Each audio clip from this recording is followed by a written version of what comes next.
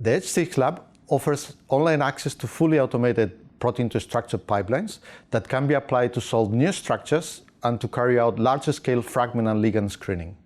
Through the combination of the Crystaldirect technology for automated crystal harvesting and cryocooling and the CRIM software, scientists can control the whole crystallography process over the internet.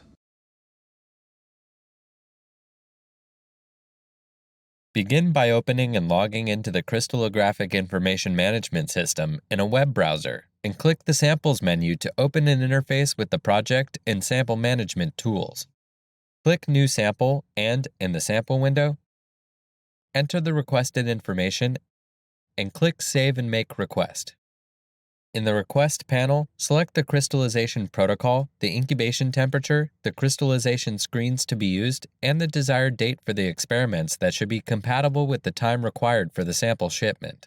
Use the comment fields to provide indications about the samples that are important for the HTX lab operators to know. After submission, the crystallization request will be validated by the high-throughput crystallization lab team, and confirmation about scheduling the experiment will be sent via email. Upon the arrival of the sample to the facility, the lab personnel will set up the experiment, send confirmation of the setup via email, and transfer the crystallization trays to the automated imagers. CRIMs will provide access to all the experimental parameters and track new imaging sessions in real time.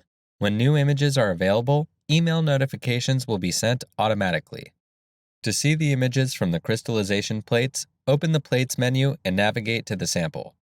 Click View to see the last imaging session, or click the Expand.